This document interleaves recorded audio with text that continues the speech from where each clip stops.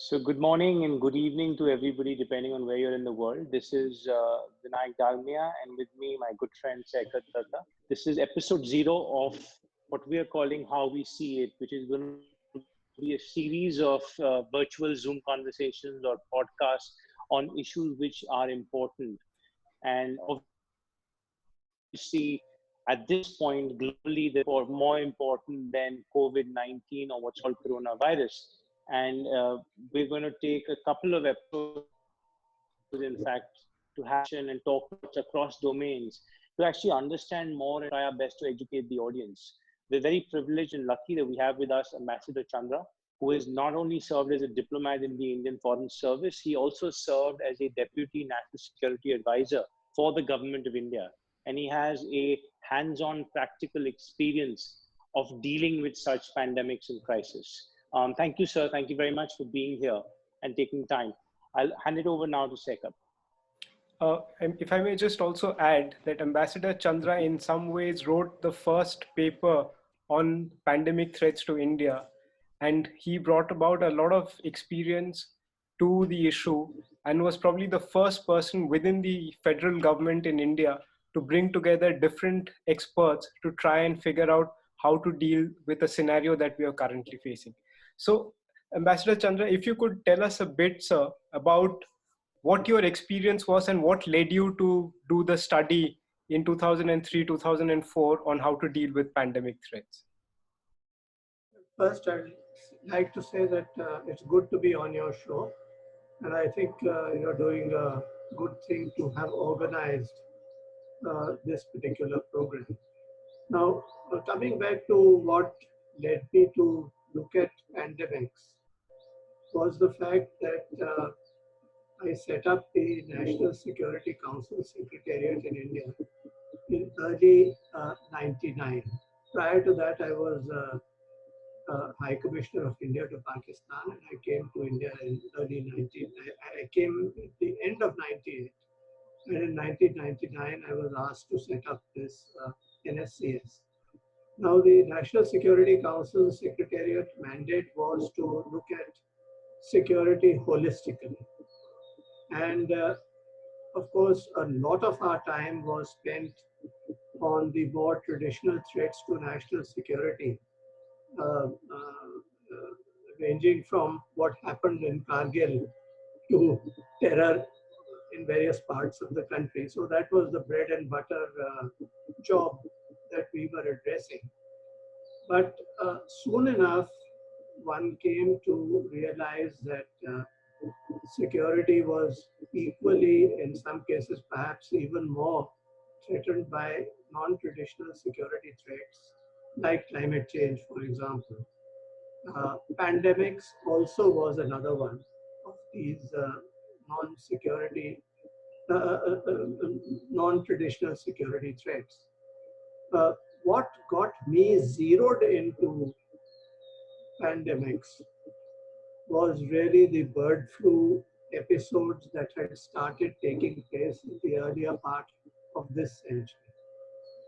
And what scared the daylights out of one was the potential very high mortality rate of bird flu if it became human to human transmittable.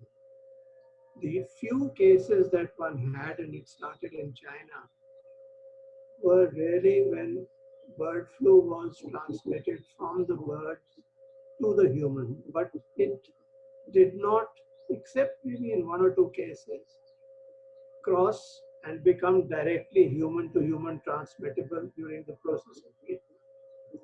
Now that had mortality rates of around 60-65%. And we then started looking at this as a potential threat to the world, to India, of course, but to the world as well. And that led us to look at the other very major pandemic that had taken place 100 years ago in 1918, which was the Spanish flu episode. And I actually met some one of the persons who had been aware of this, and he was a scientist in Pune at that time. I do not recall his name right now, but he was a scientist and he happened to be visiting Delhi. And one was in touch with him and one got very fine detail of what the nature of the episode was. It had originated in Kansas in the United States. And at that time, there was no or very little commercial air travel. Uh, but despite that, the casualty toll in India was around 20 million. It was, of course, the time of World War One, and troop movement facilitated the transmission of that particular pandemic to India and, in fact, even to Australia. So, very quickly, one realized that this was a very, very scary sort of situation. And then one started working on this with people at the National Security Council Secretariat, with scientific inputs from Pune, where our Institute of Virology is, through the resource person I had referred to earlier. And we developed papers on this and projected it into the system. And very simply, it was really the same thing which is happening now, which is really containment, surveillance, containment, treatment, and the magic bullet, as I felt, was really vaccine production. And the problem here was that we were told that it normally takes 2 years plus to get a vaccine up and going.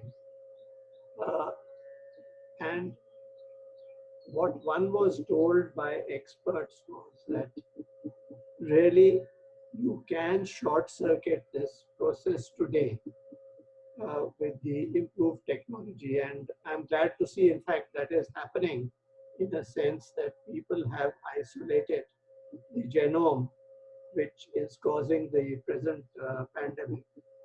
And the problem is on testing, that really there doesn't seem to be any means that we are short-circuiting the testing processes, because while the tests have started, I understand, in the United States, I believe the Israelis are close to it also. There is also an Indian group which is working on this today.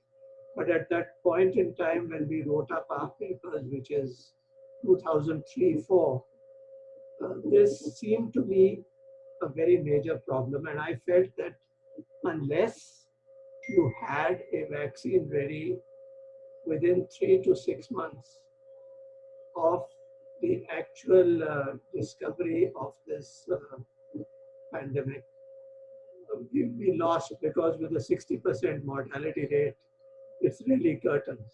The present pandemic has, I'm told, a 3.8, 3.9 mortality rate.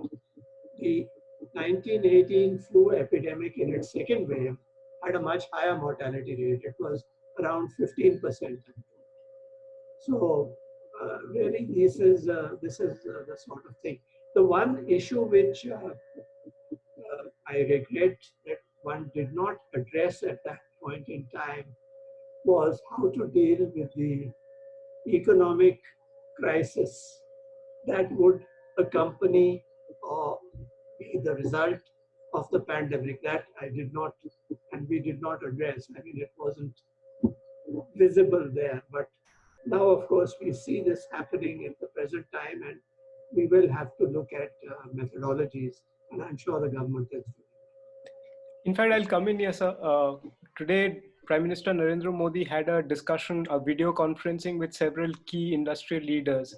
And I think they're already looking at the fallout. He also spoke to a number of industrial associations like FICCI, CII, ASSOCHAM. And I think they're already looking at the economic fallout. I think they're also looking at building up state capacity to keep a minimum level of ventilators and medical equipment manufactured and ready. But if you were to look at the 16-year journey since you first addressed this issue and tried to bring people together and reflect it at the highest echelons of the government. How do you see the journey of India's preparedness from 2003, when you first addressed this, to how we are dealing with now?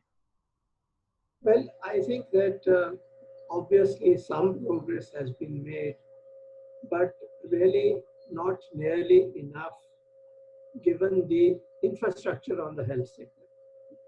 That remains poor and inevitably will remain poor if we do the kind of spending on health that we are doing, which is around 1.5% or thereabouts of GDP. But here it's been a losing battle, as coincidentally it's been on the defense side, because there too our defense spending is around 1.5%.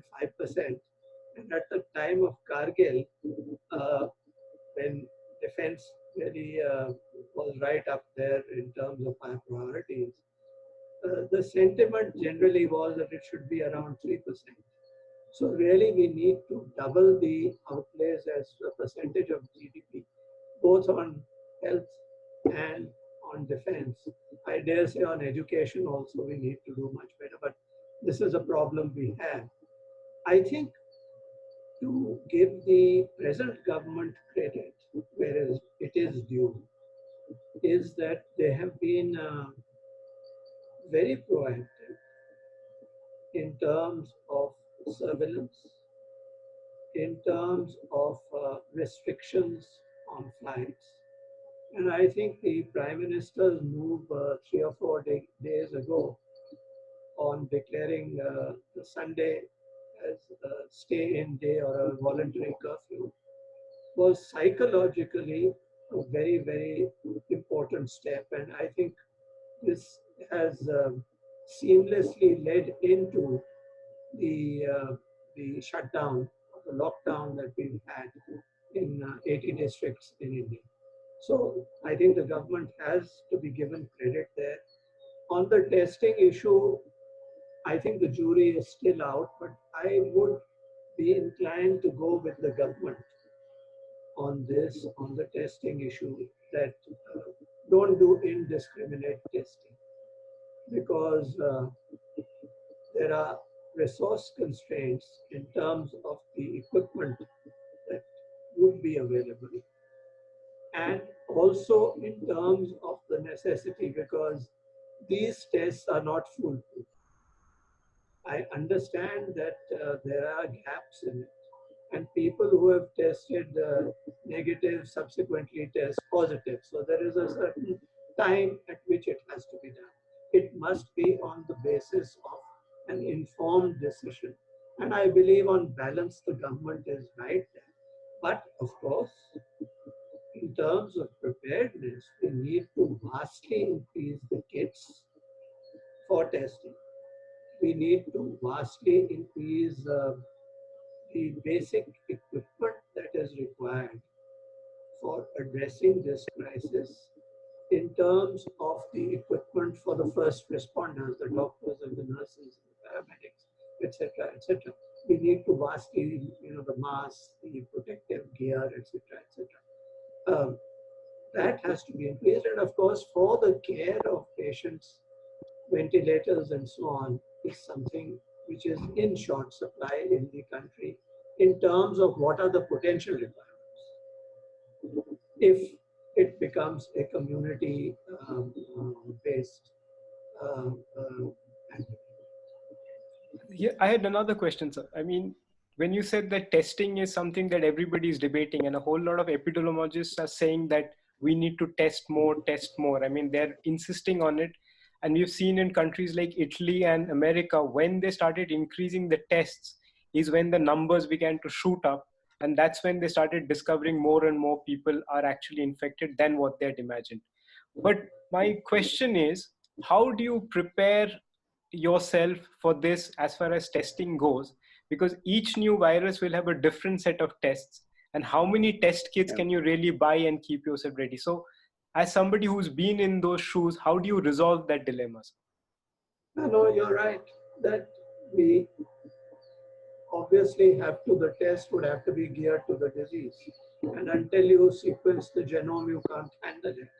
But let me just go back to what I was saying earlier, that I have been hearing a lot of reports and discussions on TV on this, and the doctors who have come out strongly on this, some of them have said that, look, these tests are extremely complicated and there would be gaps, and there is a time to test and a time not to test.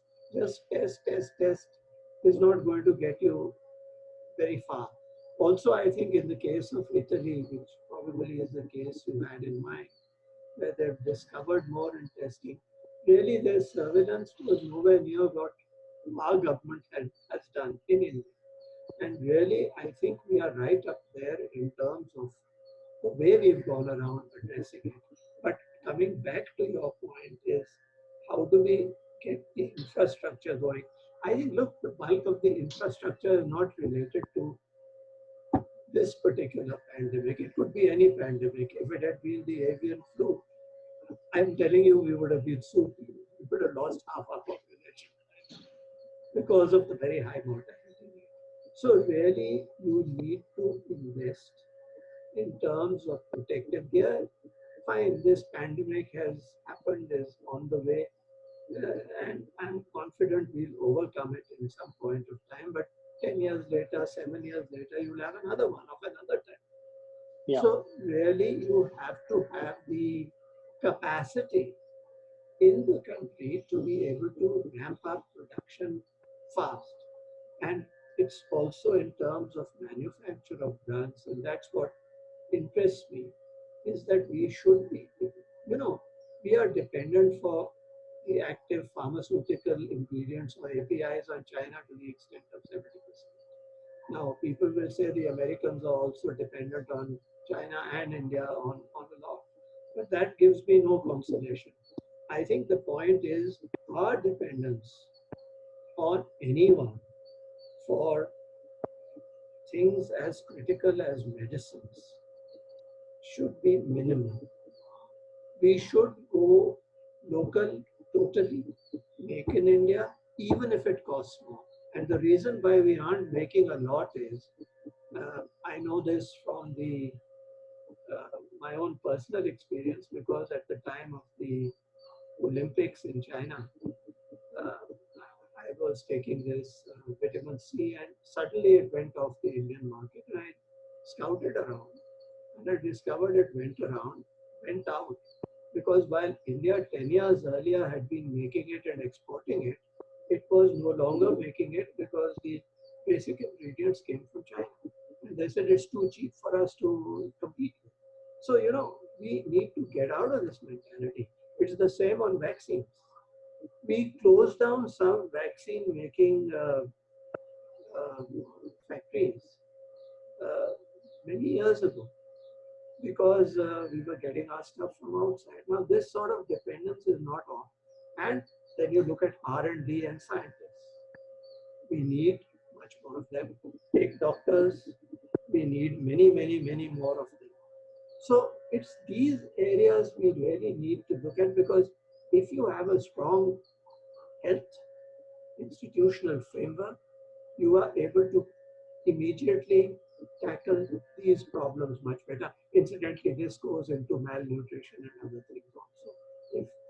If a country's population is healthy, it is going to be much more productive and also much more resistant to disease. So, Sir, actually, sorry. no, sorry, Dinayak here. I wanted to ask you, since you spoke about, a reality that, we will get over this, but this can happen again. Now, going forward, I wanted to ask you, a couple of questions. Does India have any kind of an early warning system, so to speak, which is tracking the outbreaks in, let's say, other countries and building early warning systems and modeling, saying, we need to be prepared? That's question one. Question two is related, sir. Do we do any sort of coordination with sort of agencies in other countries? Let's say, the Center for Disease Control in the US or equivalents in other countries, some kind of a task force coordination which keeps sort of coordinating, like in the intelligence community, there is something known as the Five Eyes, which I'm sure you're well versed with. They keep coordinating. Is there an equivalent in this domain in the world of pandemics and biological hazards? And then the third, sir, since you are the first one who wrote the paper, as a product of that, did India ever create a doctrine, a military style doctrine to deal with such issues? Or do we still don't have a doctrine and template in place? Well, So three Vinayak, questions to you. these are important questions. On the health side, we are fortunate in the sense that we have an international organization which is fairly active, the WHO. I know of this because in the 90s, I had dealt with WHO during the plague episode in India, and they were on the ball. So they do have a surveillance system. What you are asking is, do we have a surveillance system? And in fact, that was one of the suggestions that was in our paper that we did. I spoke about it, in fact, at an international conference in Berlin in 2004. And this was one of the points that we had made, that you need to have active surveillance of what's happening all over the world. Now, I don't know for a fact whether we have institutionalized it, but I think, and I'm been outside the system now for 15 plus years, but I do think, judging from the way that the government has been reacting proactively in this matter, that they have been sensitive to it, and the increased connectivity that there is internationally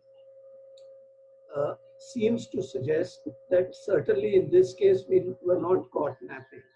But I do think we need to have, if we don't have an institutionalized mechanism, we also need to have, the things like NSCS, which did what it did at that time, to be also proactive, because what happens generally, at least at that point in time when one was dealing with it, is that other organizations worked in stovepipes.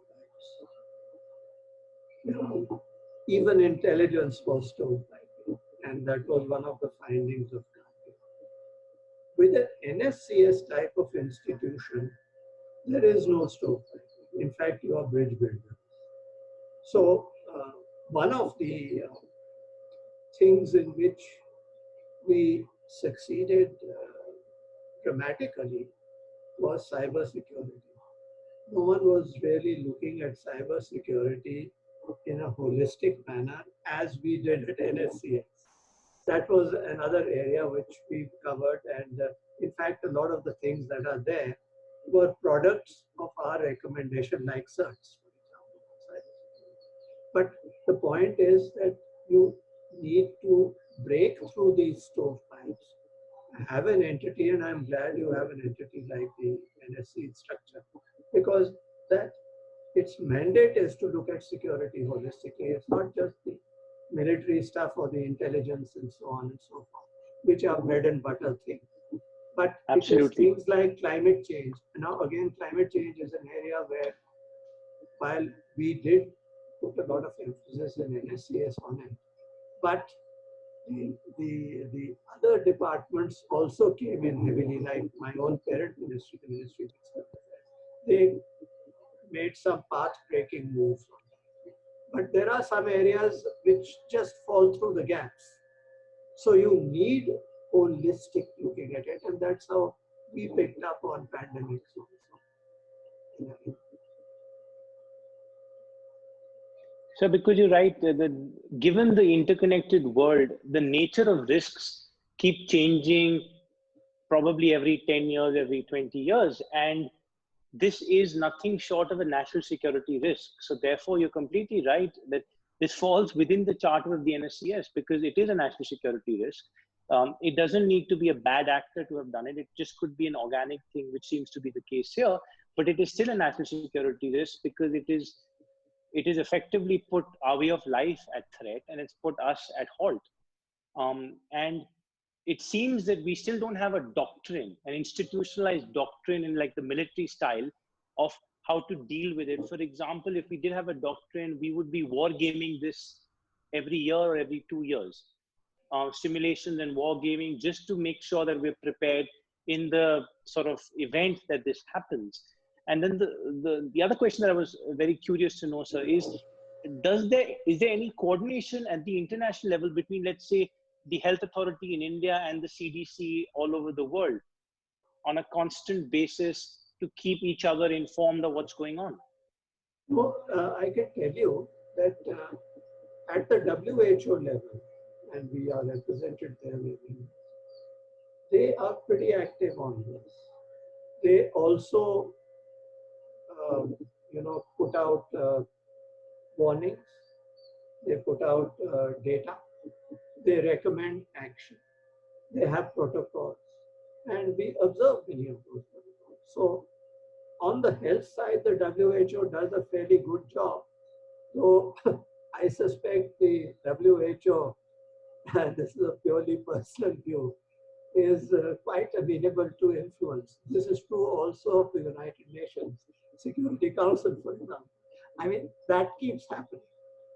And you have to really, there are biases, there are gaps, there are all sorts of problems. But the short point, and I think you're right, absolutely right, that we should be wargaming this. We should be looking at biological weapons which can arise. And there have been moments when stray thoughts have crossed that was this or that a biological weapon, or was it an innocent occurrence? So there have been things. And as a country, we need to develop mechanisms within it to be able to game the thing. And you're absolutely right. The gaming, like in the military, there are games constantly going. It's a regular feature. So similarly in this.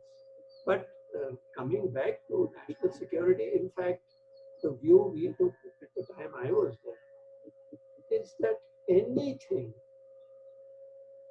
that impinges upon India's comprehensive national power is a security threat. It can be anything. I mean, education can be R&D if you're not doing sufficient amount as we are. It becomes a security issue. Everything is a security issue, actually. That's the view that we tried to take at the time when one was. So we're also going to run out of time. So I have a final question. Health is a state subject. So we are now also seeing the federal government and the state governments are coming together. They're taking decisions at the state level, but also in conjunction with the federal government. So there seems to be a lot of unification in how the governments are working in conjunction, and coordination seems to be fairly decent. But going forward, sir, what are the 3 or 4 mechanisms you would like to see in place so that we are better prepared for the next, both at the central as well as at the state level? No, I think on health, and here one can take off from what happened in fields like policing, etc. Not with much great success because we did not do a lot of things. But really on the health sector, how do we build our infrastructure? That is essential, which means the entire gamut of things, hospitals, primary healthcare centers, tertiary sectors. Then you look at equipping our medical personnel, creation of medical personnel, research and development, biosafety level labs, very few of them in India. That is essential because when you are dealing with this sort of virus and even deadlier organisms, you need to have BS6 level labs. There are not too many. So really the entire structures have to be done. Happily, notwithstanding the many other problems in India. As you say, at this time of crisis, the center and the states have come together. And that is essential. But my focus really is on vaccine production. I maintain that is your magic bullet. Because look, even if we sort this out in a few months, this virus is likely to recover. It may become endemic. So you'll have, just like you had dengue, again and again and again you will have. But why can't we develop vaccines for all these? Why can't we have a malaria vaccine? Why can't we have a dengue vaccine? Now here is where we have R&D. If that is there, we can then develop it. And we need to have all your medical basic drugs should be Indian manufactured. We should not look outside. We can become exporters. We can become. So I would really like a much greater focus on health, at least a doubling of the expenditures in terms of percentage of GDP on health, and a total improvement in our health infrastructure, which is very poor for a country like.